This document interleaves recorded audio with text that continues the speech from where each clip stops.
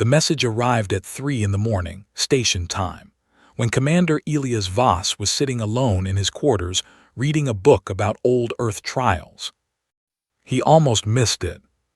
The notification was not the usual kind that came from the Galactic Concord's diplomatic office, the ones written in 17 languages, and filled with polite nonsense about cooperation and mutual respect, and the bright future of interstellar friendship. This one was different. It was short, and it was written in Old Drithari, a language so ancient that most translation systems could not even process it without help, and it carried the personal seal of Archon Celavan, the eldest living being in the known galaxy. Marn, the artificial intelligence embedded in his wrist console, translated it before he could even ask. "You are invited to the Feast of Ascension," Marn said in her calm, measured voice, "to be held in the Great Hall of the Nexus in 48 standard hours, by the will and pleasure of the High Council of Elders, the 12 founding species of the Galactic Concord. Long may they endure." Elias set his book down and stared at the glowing text floating above his desk. "That cannot be right," he said. "It is right," Marn replied. "I have verified the seal 11 times. It is authentic." Elias leaned back in his chair and let out a long, slow breath. Humanity had been part of the Galactic Concord for exactly 9 years, which in galactic terms was less than the blink of an eye, less than the time it took most species to even fill out their application forms.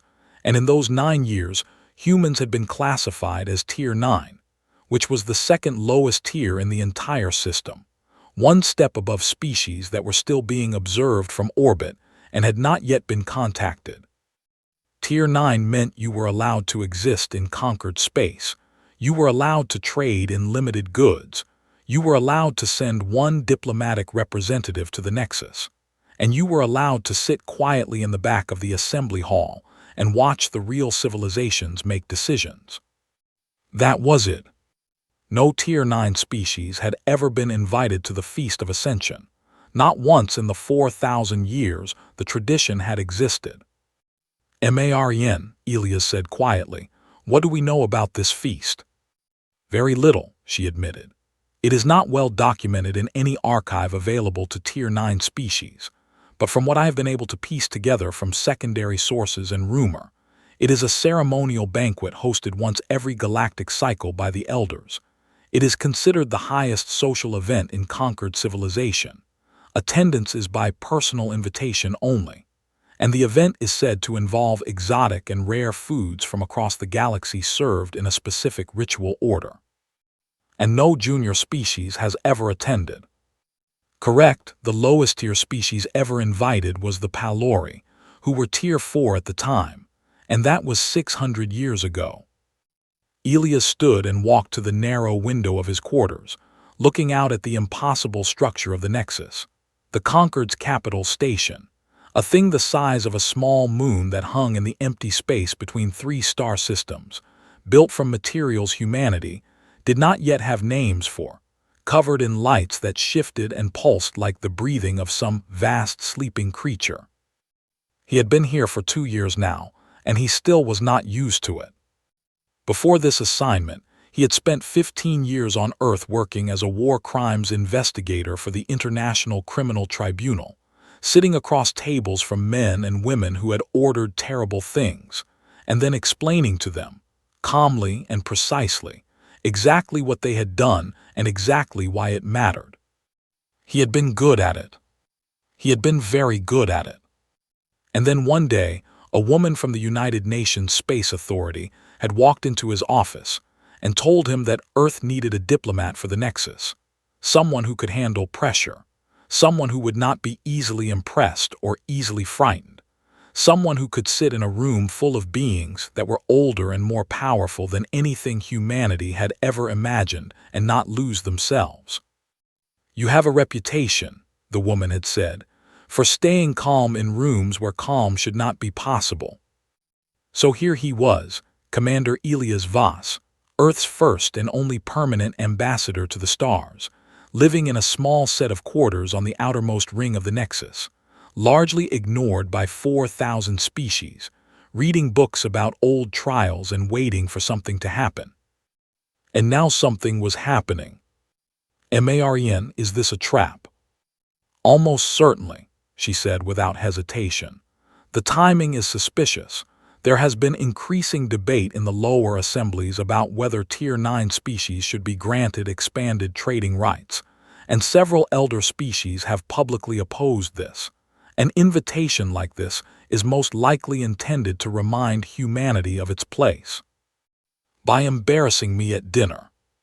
That would be the most probable intention, yes. Elias nodded slowly, and then he did something that surprised even Maren. He smiled. It was not a warm smile or a happy smile. It was the smile of a man who had once convinced a warlord to confess to 17 counts of crimes against humanity over a cup of bad coffee. The smile of a man who understood that when powerful people invited you to their table, it was never because they wanted to feed you. "Tell them I accept," he said. "Commander, I would recommend caution. We do not know what." "I accept, Maren." There was a pause, which for an artificial intelligence was the equivalent of a very deep sigh. "Understood, I will send the confirmation. What will you wear?" He looked at the small closet in the corner of his quarters. Inside there were 2 uniforms, both black, both plain, no medals, no ribbons, no decorations of any kind. He had left all of that on Earth. "This," he said, pulling out the simpler of the 2. "Commander, I should inform you that based on my analysis of previous feasts, other attendees will be wearing garments of extraordinary complexity and value. The Palori ambassador reportedly wore a living cloak made from symbiotic organisms that took 3 years to grow. The Drithari themselves are said to manifest physical forms specifically designed to project beauty and authority. Good for them.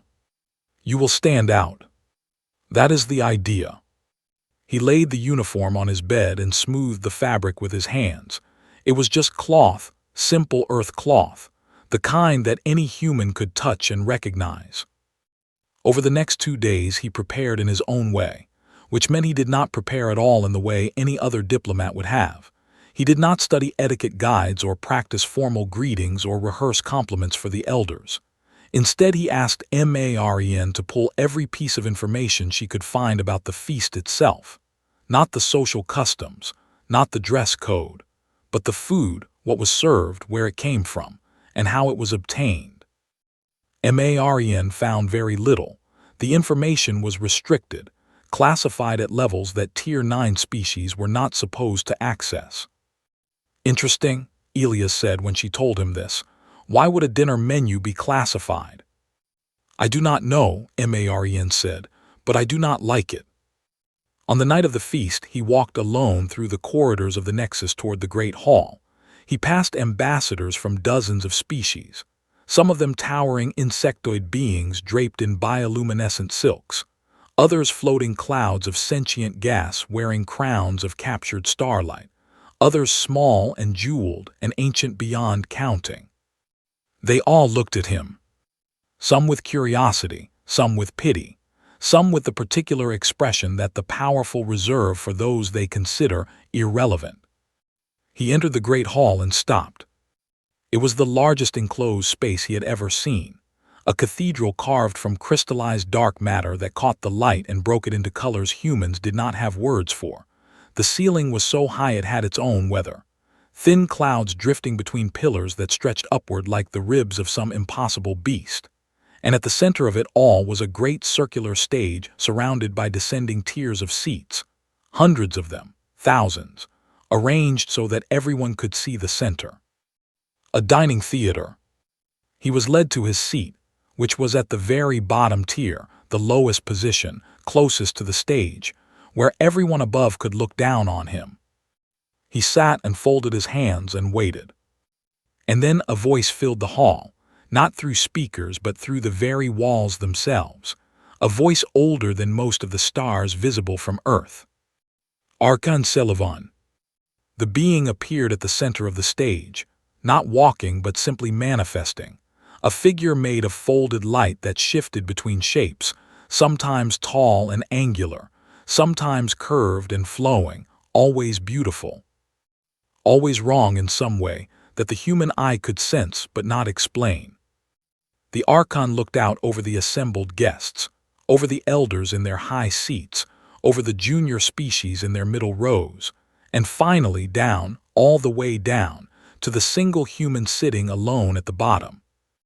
And Sullivan smiled, if that is what it could be called, a bending of light that carried 4,000 years of certainty. "Tonight, human," the Archon said, and every being in the hall heard it as if whispered directly into their mind, "you will learn what civilization truly means." Elias looked up at the oldest living thing in the galaxy and said nothing. He simply waited.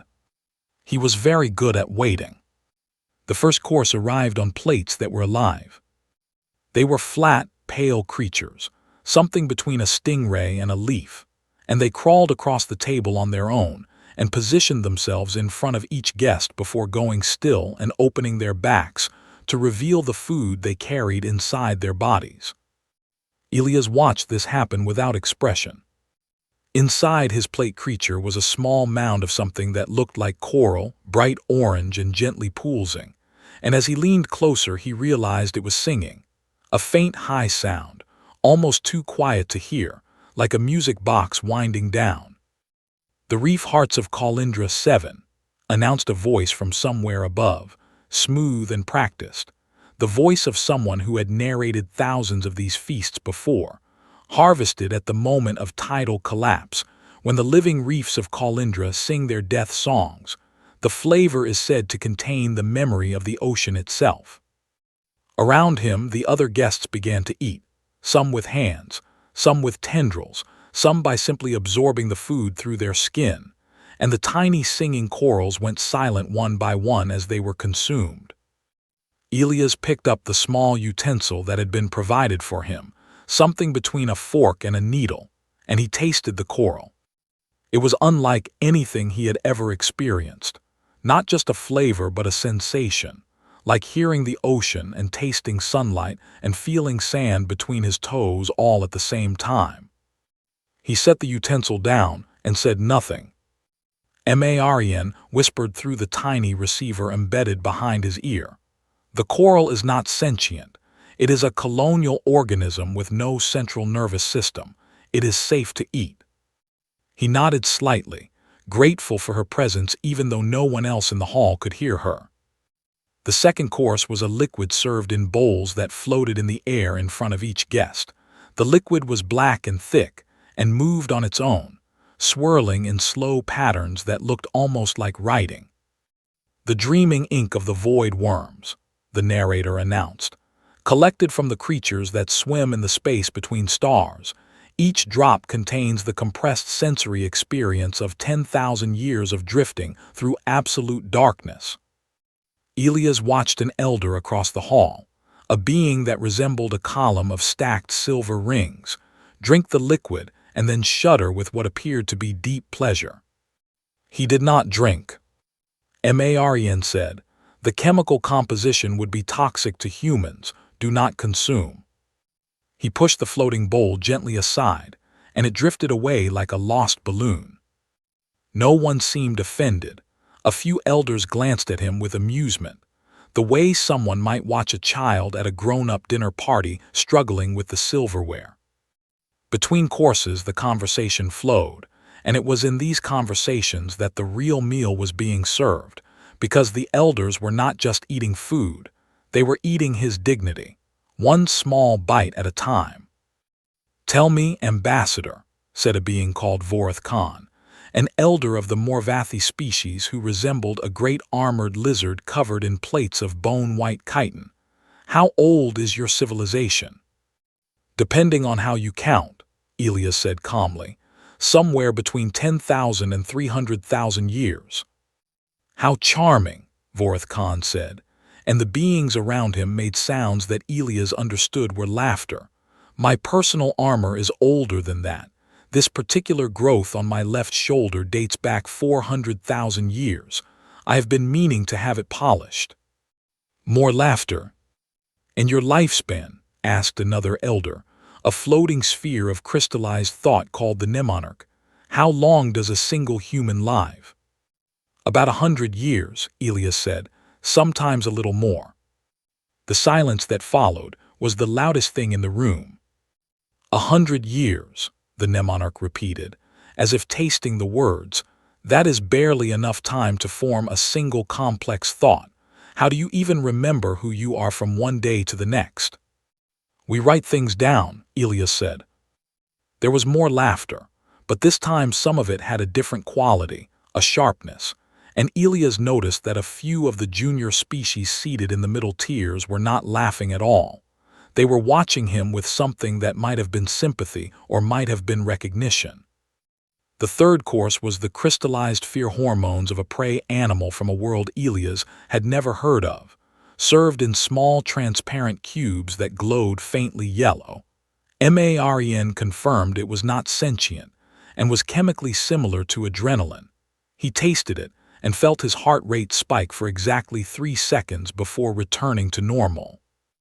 The fourth course was a living fungus that grew in real time on the plate, forming complex fractal patterns that were apparently different for each guest based on their species' biochemistry. His fungus grew into something that looked remarkably like a human hand reaching upward. The elders found this very entertaining. The fifth course was light itself, captured from a dying star and compressed into small edible spheres that burst on the tongue and filled the mouth with warmth. This one Elias actually enjoyed. It tasted like a summer afternoon. Through all of this he remained calm and polite and quiet. He complimented what he could. He declined what he could not eat, and he watched. He was always watching. That was what people never understood about him. What the war criminals he had once prosecuted never understood until it was too late. Elias Voss was not a man who reacted. He was a man who observed, who collected, who waited until he understood the full shape of a thing before he spoke. And right now, the shape of this evening was becoming very clear to him. Each course was more extreme than the last. Each one pushed a boundary a little further. The singing coral was beautiful, but it was dying. The void ink was harvested from creatures that could not consent. The fear hormones were extracted from terrified animals. Each dish was a small demonstration of power, of the ability to take from the universe whatever one wanted without asking. It was escalating. And Elias knew, with the certainty of a man who had sat through hundreds of interrogations and thousands of hours of testimony about atrocities, that the escalation was going somewhere. The narrator's voice returned, and this time there was something different about it, a reverence, a hush, as if even the voice itself was bowing. "Distinguished guests, elders of the conquered, honored visitors, we arrive now at the final course, the culmination of the Feast of Ascension, the dish that has been the centerpiece of this sacred tradition for over 4,000 years." The lights in the great hall dimmed. Every conversation stopped. Every being turned to face the central stage. And from beneath the stage, rising slowly on a platform of pale blue light, came a transparent pod about the size of a coffin, and inside the pod was something alive. Elias felt his breath catch. It was small, perhaps the size of a human child, and it looked like an amphibian, translucent skin through which faint blue veins could be seen pulsing with life, large eyes, enormous eyes, dark and wet, and filled with an intelligence that was unmistakable. It was looking around the hall. It was seeing the thousands of beings staring down at it. It understood what was happening. It was afraid. "The Valeth," the narrator said, and now his voice was thick with something that might have been pride. "The rarest and most prized delicacy in all of known space, a sapient species from the world of Vela Prime, specifically bred for the refinement of their emotional capacity. For you see, distinguished guests, the Valeth possess a unique biological trait. When they experience fear, their bodies produce an enzyme called Velethcon that suffuses every cell of their flesh, with a flavor that has been described by poets of 100 worlds as the taste of living starlight.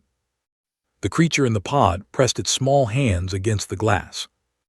"The greater their terror," the narrator continued, "the more exquisite the flavor, and so the Veilith are kept conscious and aware throughout the preparation process. Their fear is not a side effect. It is the essential ingredient." Elias stared at the pod. The Veilith stared back at him. And in that moment something passed between them, not words, because they did not share a language, not telepathy, because humans could not do that, but something older and simpler than either of those things. A recognition. One pair of frightened eyes looking into one pair of steady ones, and understanding that this was the only person in the room who saw them as a person.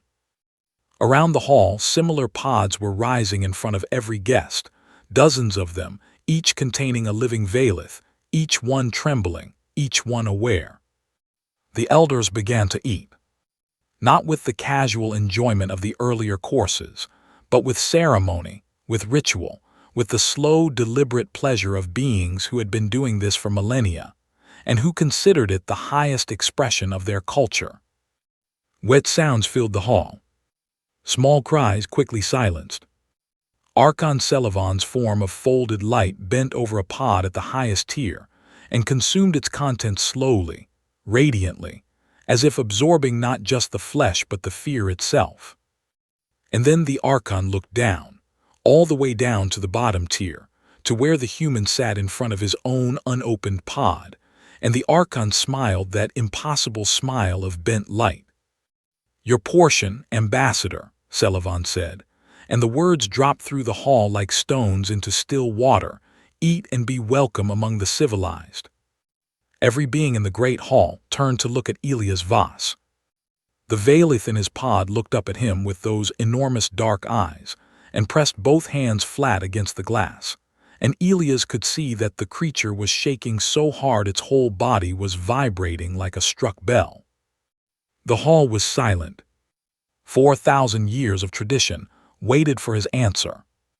Elias looked at the Veilith, and the Veilith looked at Elias, and something very old and very human woke up behind his eyes. He did not touch the pod. He did not look away from the creature inside it. He did not make a sound for exactly 7 seconds, and in those 7 seconds the great hall held its breath, 4,000 species watching one human sitting at the lowest seat in the room with his hands folded on the table, and his eyes locked on the terrified being behind the glass. Then Elias Voss stood up. He stood up slowly, the way he used to stand in the tribunal chambers back on Earth when the testimony was finished and the evidence was in, and it was time to speak, not with anger, not with drama, but with the careful, deliberate motion of a man who understood that what he said next would be remembered. The elders watched him with amusement. They expected what always happened when a junior species encountered the final course for the first time: the squeamishness, the pale face, the stammered apology, the quiet admission that their stomachs were simply not refined enough for such a delicacy, followed by polite laughter and centuries of jokes at their expense. That is not what happened.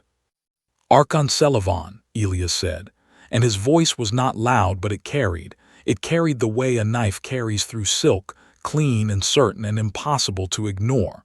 "May I ask you a question?" The Archon's form of folded light shifted, surprised perhaps that the human was speaking at all, let alone speaking directly to the eldest being in the room. But Celavan was old enough to be curious, and so the Archon inclined what might have been a head and said, "You may." "You describe the Veilith as sapient," Elias said. "Is that correct?" "Of course," the Archon replied.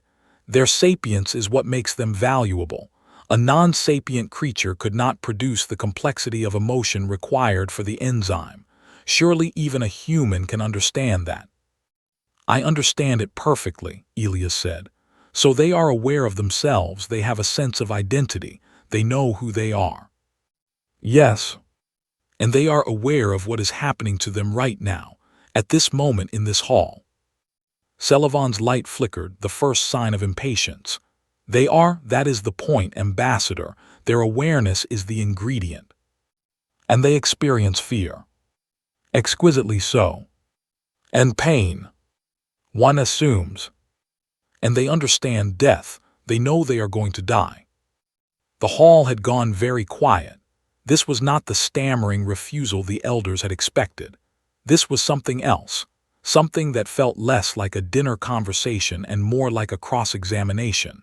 And some of the older beings in the room, the ones who had lived long enough to recognize danger in unexpected forms, began to shift uncomfortably. "Ambassador," Sullivan said, and now there was an edge to the ancient voice. "I grow tired of your questions. The Valith are what they are.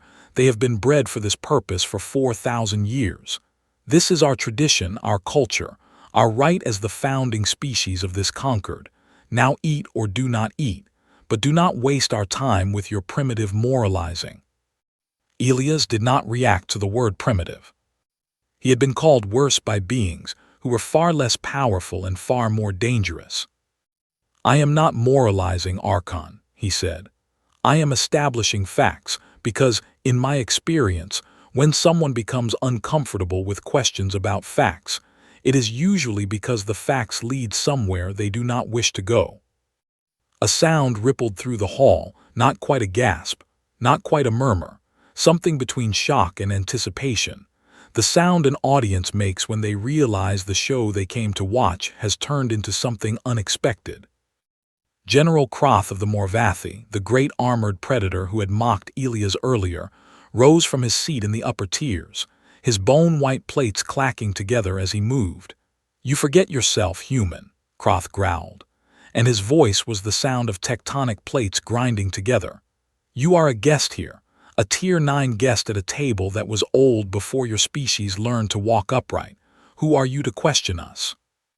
Elias looked up at the general, a being that was 3 times his height and covered in natural armor that could withstand plasma fire, and he did not step back. He did not flinch. He did not even change his breathing. "General," he said, "I have spent the last 15 years of my life sitting across tables from individuals who committed atrocities and who believed, truly believed, that their power and their tradition and their authority made those atrocities acceptable. They were wrong. Every single one of them was wrong. And I am looking at this hall tonight, and I am seeing something very familiar." The silence that followed was absolute. Not the comfortable silence of a pause in conversation, but the loaded silence of a detonator waiting for the signal. "You have described to me," Elias continued, and now he turned slowly, speaking not just to the Archon or the general but to the entire hall, every species, every tier, every being present. "A sapient species, a species that thinks and feels and knows itself, a species that experiences terror and understands death. And you have told me that you breed this species deliberately for the specific purpose of maximizing their suffering, because their suffering makes them taste better."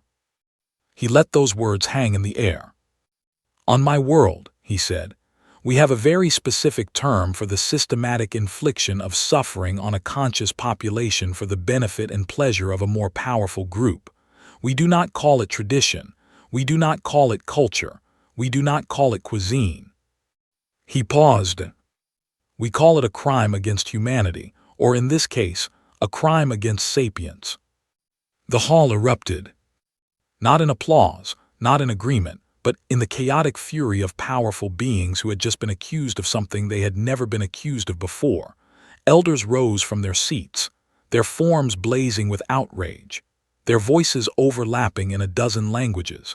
General Croth slammed one massive fist on the railing of his tier, and the sound echoed through the hall like a cannon shot. But Elias was not finished.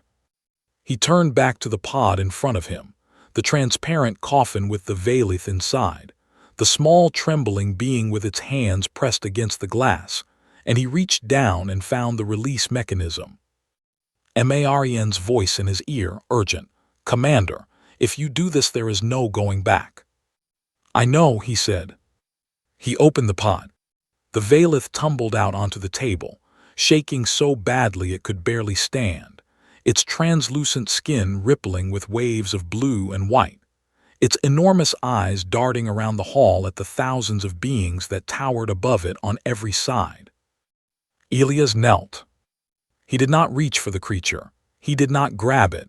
He simply knelt down so that he was at its level, and he held out his hand, palm up, open, the oldest human gesture of peace. The Valith looked at his hand. It looked at his face. And then slowly, with the trembling, desperate trust of a being that had no reason to trust anyone but was choosing to anyway, it reached out and wrapped its small, translucent fingers around his thumb. The hall fell silent again. Not the silence of shock this time, but the silence of recognition, the silence of 4,000 species watching a moment that could not be taken back. Elias stood, and the Valith held onto his hand and pressed itself against his leg, and he could feel it shaking against him like a heartbeat. He looked up at Archon Selavan. The ancient being's form was flickering rapidly, cycling through shapes and colors that Elias could not interpret, but Maren could. The Archon is experiencing a combination of extreme anger and something my databases identify as cognitive dissonance, she whispered. No one has ever done this before, not in 4,000 years. Archon, Elias said, and his voice was steady, so steady that it frightened some of the beings in the room more than shouting ever could have. I will not eat, and I am formally requesting that every being in this hall look at what they are doing, look at it clearly, without the comfortable language of tradition and culture and refinement. He gestured to the dozens of pods still on the stage, some of them now empty, their contents consumed, some of them still occupied by living Valith who were watching what was happening with those huge dark eyes. These are people, Elias said, small and frightened and powerless, but people, and you are eating them alive in a room made of crystal and calling it civilization. Kroth roared from the upper tier. This is not your place, human. You are nothing here. Your species is nothing. You are barely more than animals yourselves, and you dare to lecture us. Elias looked up at the general and said something very quiet that somehow reached every corner of the hall. I have heard that speech before, General, word for word, from men who thought exactly as you do, and every single one of them is in a cell now, growing old, wondering how they did not see it sooner. The general went silent. Not because he was afraid, a Morvathi was not capable of fear, but because something in the human's eyes told him that this was not a bluff, that this small, fragile, short-lived creature, standing at the bottom of the room, holding the hand of a being even smaller than itself, was not performing outrage or playing politics. He meant it, and that was terrifying in a way that no weapon could ever be. Elias looked back at the Archon and then at the hall, and then down at the Valith clinging to his hand. I will not eat, he said again, and before this night is over, neither will you. The words fell into the silence like a stone into still water, and the ripples began to spread. The chaos lasted exactly 4 minutes. 4 minutes of shouting in languages that had been spoken since before Earth's sun had finished forming. 4 minutes of elders rising from their seats and junior species whispering to each other, and the great crystalline walls of the hall vibrating with the combined fury and confusion of the most powerful beings in the galaxy.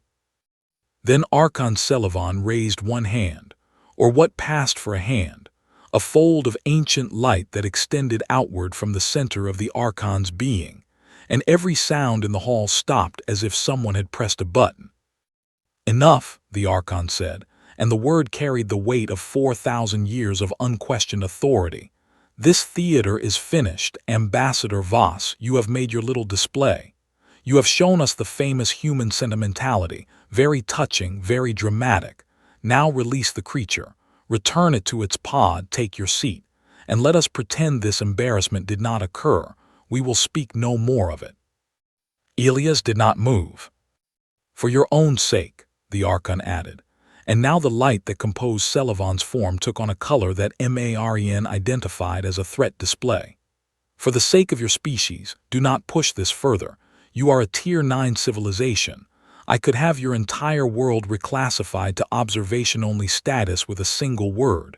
Your ships would be barred from conquered space. Your colonies would be shut down. Your people would be alone in the dark again. Is that what you want?" Elias felt the Valith's grip tighten on his hand.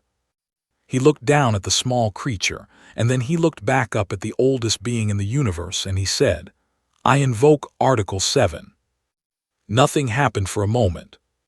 And then everything happened at once. Marian had found it 3 months ago, buried in the deepest archives of the Concord's founding documents, written in a version of Old Drithari so ancient that even the Drithari had forgotten it existed, and she had spent those 3 months translating it, verifying it, cross-referencing it with every legal framework in the Concord's history, waiting for the moment it might be needed. Article 7 of the Concord's founding charter, written 4,216 years ago by the 12 founding species when they were young and idealistic, and believed that power should never be allowed to exist without accountability. It read in its simplest translation, "Any sapient being, regardless of species, regardless of tier, regardless of standing, may call for a moral inquest if they witness or have evidence of the systematic harm, exploitation, or destruction of a sapient population within conquered space. A moral inquest once called cannot be refused, cannot be delayed, and cannot be overruled by any authority, including the Council of Elders, for the Elders wrote this law to bind themselves most of all." The Archon's light went white. Pure blinding white, the color of a star at the moment before it collapses. "That law," Sullivan whispered, and for the first time Elias heard something in the ancient voice that was not authority.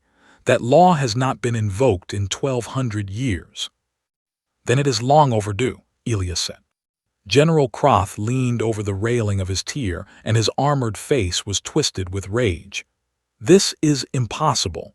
A Tier 9 species cannot invoke a founding article. They do not have standing." "Read the law again, General," Elias said.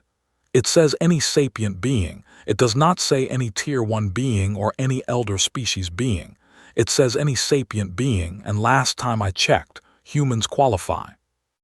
Marian projected the full text of Article 7 into the hall's display system, something she technically did not have authorization to do, but the founding articles overrode all access restrictions when invoked. That was part of the law too. The founders had been very thorough. The text hung in the air above the stage, glowing in the original Old Drithari and translated simultaneously into every language present. And as the assembled species read it, as they saw the words their own founders had written millennia ago, the atmosphere in the hall shifted. Because the law was clear. It was unambiguous. And it could not be denied. "A moral inquest," Elias said, and now his voice had changed. It was no longer the voice of a diplomat. It was the voice of a prosecutor, the voice that had sent 37 war criminals to prison on Earth, controlled and precise and relentless, "is hereby called into session. The subject of the inquiry is the systematic breeding, exploitation, and consumption of the Valith, a sapient species of Vala Prime, by agents and member species of the Galactic Concord." He released the Valith's hand gently and stepped forward to the center of the stage, the same stage where the pods had risen, where the creatures had been served and consumed, and he stood there alone in front of 4,000 species and began to present his case. "Evidence Item 1, he said, and Marian projected the data into the air around him. "The Valith of Vala Prime, a comprehensive biological and neurological profile compiled from data that the Concord's own scientific databases classify as Level 3 sapients, which is the same classification given to 47 currently recognized Concord member species. The Valith possess language with complex grammar and abstract concepts. They possess culture including oral storytelling traditions and communal rituals. They possess art including visual representations and music. They possess family bonds including lifelong pair bonding and multi-generational care of offspring. and they possess a documented concept of self, including the ability to recognize themselves, to plan for the future, and to grieve for the dead. He let that settle. They are people, he said, by every definition this conquered has ever used. Evidence item 2, he continued, and new data filled the air. The Drithari blockade of Vela Prime, a naval cordon that has been in continuous operation for 3,800 years, preventing any Velith from leaving their world, preventing any outside contact from reaching them, and most critically, preventing the Velith from developing any technology beyond Stone Age tools. The blockade includes signal jamming that ensures the Velith do not even know that other species exist. They have been deliberately kept ignorant and helpless. A murmur from the middle tiers, the junior species. They were not simply found in a primitive state, Elias said. They were put there, they were kept there. Their development was actively suppressed by the most powerful species in this conquered, so that they could never grow strong enough to resist, to speak for themselves, to say no. He turned slowly, looking up at the elders. Evidence item 3, he said. The breeding farms of Vela Prime's southern continent, operated by Drithari contractors under license from the Council of Elders, where Velith are bred in captivity, separated from their families at birth, raised in conditions designed to maximize their capacity for fear, and then harvested at the age of what would be, in human terms, early adolescence, because that is when the fear enzyme is at its peak concentration. The data was damning. It was precise. It was sourced entirely from the Conquered's own records, records that had been classified and buried and forgotten, because no one had ever thought to look for them. No one had ever cared enough to look. This is not a tradition, Elias said, and his voice filled the hall the way water fills a crack in stone, quiet and patient and unstoppable. This is not a cultural practice. This is not cuisine. This is the industrialized torture and murder of a sapient population, conducted openly, proudly, ceremonially, by the ruling class of this galaxy in a room made of crystal with an audience. He pointed to the remaining pods on the stage. And the evidence is right here, alive, conscious, watching us, waiting to see if anyone in this room is going to do anything about it. The hall was so silent that Elias could hear his own heartbeat. And then something happened that had not happened in the Great Hall in living memory. A junior species ambassador stood up. She was a Pelori, a small being with silver fur and 4 dark eyes, from a Tier 6 civilization that had been part of the Conquered for 800 years, and had never once spoken out of turn at an elder function. "My people," she said, and her voice shook but did not break, "were once classified as sub-tier 3,000 years ago before we were reclassified, and I have always wondered how that decision was made, who decided we were people and who decided the Velith were not." Another stood, a tall thin being from a Tier 5 species called the Orathi. "My species has raised concerns about the treatment of sub-tier populations for 200 years. We were told it was not our place to question the elders." Another and another and another. The junior species were standing. Not all of them, not even most of them, but enough. Dozens of ambassadors from dozens of worlds, rising from their seats in the middle tiers, and each one who stood made it easier for the next one to stand. The way a single crack in a dam lets through a trickle that becomes a stream that becomes a flood. General Kroth descended from the upper tier, his massive form crashing down level by level until he stood on the stage in front of Elias, towering over the human like a mountain over a stone. "You will stop this," the general said, and his voice was low and dangerous. "You will stop this now or I will stop you." Elias looked up at him. He had to crane his neck all the way back to meet the general's eyes, which were small and red and burning with a fury that had conquered worlds. "General," Elias said, and he did not raise his voice, he did not step back, he did not blink. "I have faced worse than you, and they are all in prison now." The general stared at him for a long, long moment. Then Croth turned and walked back to his tier, without another word. The vote was called. Under Article 7, a moral inquest required a simple majority of all sapient species present, not weighted by tier, not adjusted for population. One species, one vote. That was how the founders had written it, because the founders had understood that morality could not be measured by power. The elders voted no. Every single one of them. But there were 12 elders and there were 147 junior species present in the hall that night, and when the count was finished, the result was not close. 109 in favor. 38 against. The Veilith were to be recognized as a protected sapient species with immediate effect. The breeding farms were to be dismantled.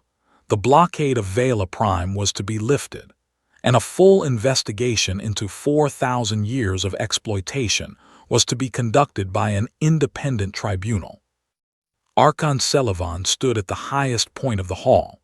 The ancient light that composed the Archon's form dimmer than Elias had ever seen it, and looked down at the human who had walked into this room as a Tier 9 nobody, and had just used the Elder's own law to tear a hole in 4 millennia of tradition. "You have made enemies tonight, human," the Archon said, and the words were quiet, meant only for Elias, though everyone heard them. "Enemies older than your world, enemies who do not forget." Elias looked back up at the Archon, and in his arms the Veilith he had freed was still clinging to him, still trembling, still alive. "I know," he said. "That is how I know I did the right thing." 3 months later the galaxy was still shaking. Not with explosions or wars or the kind of dramatic violence that makes for easy stories, but with something slower and deeper, and far more dangerous to the old order. The quiet, relentless shaking of foundations that had been mistaken for bedrock. The Drithari had withdrawn from the Council of Elders on the 9th day after the feast, taking with them 3 allied elder species, the Morvathi, the Crystalline Nemonarchy, and the Void Shapers of Kelly's Deep, reducing the 12 founding members to 8 and creating the first formal fracture in the Concord's leadership since its formation over 4,000 years ago. Archon Celevan had not been seen or heard from since. Some said the ancient being had retreated to the Drithari homeworld to brood. Others said the Archon was marshalling allies for a political counterstrike. And a very few, whispered that Celevan was simply sitting alone in the dark, thinking about a law that had been written 4 millennia ago by a younger version of the Archon who still believed that power must answer to something greater than itself. The blockade around Vela Prime was being dismantled piece by piece. Drithari warships that had maintained the cordon for nearly 4,000 years were pulling back under the supervision of a joint fleet assembled from 19 junior species, the first military cooperation between junior species in Concord history. And when the last signal jammer was shut down, and the Veilith looked up at their sky for the first time without interference, they saw stars they had never known were there. Elias watched the footage of that moment from his quarters on the Nexus. The Veilith had no telescopes, no satellites, no technology beyond what they could make with their hands and the materials of their world. And so, when the jamming stopped and the night sky suddenly filled with 10,000 new points of light, they simply stood in their fields and their villages and looked up. Some of them wept. Some of them sang. Marian played the audio for him, a song in a language that no translator had ever been programmed to understand, because no one had ever thought the Veilith had a language worth understanding. But the song did not need translation. It was a sound that Elias recognized in his bones, the sound of people seeing something beautiful and impossible, and realizing that the universe was bigger than they had been allowed to believe. He sat in his chair and listened, and did not speak for a long time. The galaxy's reaction to the feast had been divided, in exactly the way Elias had expected. Half the Concord called him a hero, the ambassador who had stood alone against the elders and won, who had used their own laws against them, who had proven that morality was not a function of power or age or tier, but something more fundamental, something that a species barely 9 years into its galactic membership could carry just as well as a species that had existed since the stars were young. The other half called him a barbarian, a sanctimonious child from a primitive world who had violated 4,000 years of sacred tradition, because he was too unsophisticated to understand the difference between culture and cruelty. Opinion pieces in galactic media outlets compared him to a toddler who had wandered into a museum and smashed a priceless vase because it did not understand what it was looking at. Elias read all of it and was not moved by any of it. He had been called a hero before, and it had not changed him. He had been called worse than a barbarian before, and it had not changed him either. The work was what mattered, not the opinion of those who watched the work being done. And the work was far from over. The breeding farms on Vela Prime's southern continent had been shut down, 112 facilities in total, each one containing between 50 and 300 Valith in various stages of what the Drithari had clinically referred to as maturation, which was a word that Elias recognized from his years at the tribunal, the kind of clean, careful word that powerful people used when they did not want to say what they were actually doing. The Valith freed from the farms were being relocated to their home communities with the help of aid workers from the Pelori and the Orathi, the two junior species whose ambassadors had been the first to stand in the Great Hall that night. And the process was slow and difficult because many of the freed Valith had never lived outside captivity, had never seen their own sky, had never been touched by another being without pain. Reports came in every day, and Elias read every single one. But the thing that had changed the most, the thing that kept Elias awake at night and made Maren's processors run at elevated capacity, was what had happened to the rest of the galaxy. Because the Valith were not the only sub-tier species in conquered space. There were others, dozens of others, species that had been classified as below the threshold of recognition, too primitive, too weak, too different to be considered people. Species that existed in the margins of the galaxy's attention, used, ignored, or forgotten entirely. And now those species were being seen. In the weeks following the feast, formal petitions for sapience recognition began arriving at the Concord's administrative offices. First a trickle, then a stream, then a flood, 47 petitions in 3 months, each one from a junior species sponsoring a sub-tier population, each one citing the Valith precedent, each one invoking the same Article 7 that Elias had pulled from the dust of forgotten archives. The old order was unraveling. Not quickly, not dramatically, but with the steady, inevitable momentum of water finding cracks in a wall, and the elders who remained on the council could feel it, could feel the tiers shifting beneath them, could feel the hierarchy that had defined galactic civilization for 4 millennia beginning to flex and bend in ways it had never bent before. Elias received death threats daily. Maren cataloged them with clinical precision, 43 credible threats from Drithari loyalists, 12 from Morvathi military factions, 7 from species Elias had never heard of who apparently had economic interests tied to the exploitation of sub-tier populations, and 1, curiously, from a human corporation that had been quietly trading in Valith-derived compounds on the black market. He reported that last one to Earth with a note that simply said, "Handle this." On the 91st day after the feast, Elias traveled to Vela Prime. The journey took 2 weeks by the fastest ship available to a Tier 9 species, which was not very fast at all, and when he arrived in orbit, he looked down at a world that was small and blue-green and covered in shallow, warm oceans dotted with thousands of islands, a beautiful world, a world that had been caged for 4 millennia. He landed on the largest island, a place the Valith called something that Maren translated as the place where the water remembers. And he was met by a delegation of Valith leaders who had been chosen by their communities to represent them in their first contact with an off-world visitor. They were small, as he remembered, translucent and fragile-looking, with those enormous dark eyes that saw more than most species gave them credit for. And they were nervous. But they were not afraid, not the way the Valith in the pod had been afraid. This was the nervousness of people meeting a stranger, not the terror of people meeting a predator. And among them, standing slightly apart, was a Valith that Elias recognized. Teal, the creature he had freed from the pod in the Great Hall, the one who had grabbed his thumb and held on, the one who had clung to him while he argued for the future of an entire species.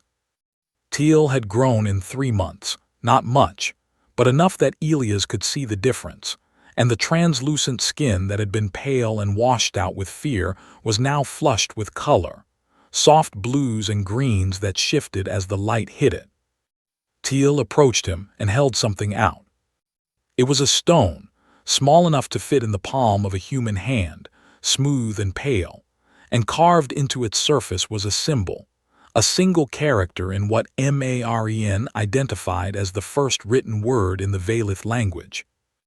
Before this, the Valith had only oral traditions. They had never needed to write, but in the 3 months since the sky had opened up and the universe had come flooding in, they had begun to develop a written script, and this was the first word they had chosen to carve in stone. Maren translated it. Someone came. Elias took the stone and held it and looked at Teal, and could not speak for several seconds. Then he knelt, the way he had knelt in the Great Hall, and he held out his hand, and Teal wrapped those small translucent fingers around his thumb again, and they stayed like that for a moment, the human and the Valith, on a small island on a world that was learning for the first time what it meant to be free. He returned to the Nexus with the stone in his pocket.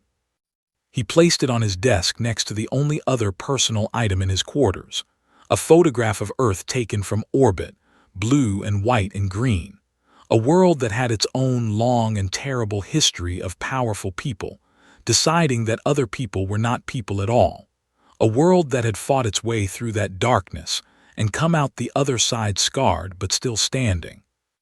Maren broke the silence. "Commander," she said, "I have completed my analysis of the current political situation. The withdrawal of the Drithari bloc has created a power vacuum that is being filled by junior species coalitions. Humanity's diplomatic standing has increased by a factor that my models were not designed to calculate, and the petition process for sub-tier species recognition is accelerating beyond any historical precedent, however. The risks to your personal safety and to Earth's strategic position remain extremely high. The Drithari have resources and patience that span millennia." "I know," Elias said. "The road ahead will be long and dangerous." "I know that too." "Commander," Maren said, and there was something in her voice that an artificial intelligence should not have been capable of, something that sounded almost like admiration. "Was it worth it?" Elias picked up the stone from his desk. He turned it over in his hands, feeling the carved symbol under his fingers, the first word a people had ever written, a word that meant someone came, a word that meant the universe was not empty and the darkness was not permanent, and that somewhere out in the vast cold spaces between the stars, there was at least one person who would look at a frightened creature in a glass box and choose to open the door. He set the stone back on his desk next to the photograph of Earth. And he said, "It is always worth it." Outside his window, the Nexus turned slowly in the void, its lights shifting and pulsing like the breathing of something vast and alive. And beyond it, the stars stretched out in every direction, billions of them, each one with worlds circling it. And on some of those worlds there were people who had never seen their own sky, who had never been told they mattered, who were waiting, even now, for someone to come. The galaxy was old and vast, and full of ancient terrible things. But it also had humans in it now. And that, as it turned out, made all the difference.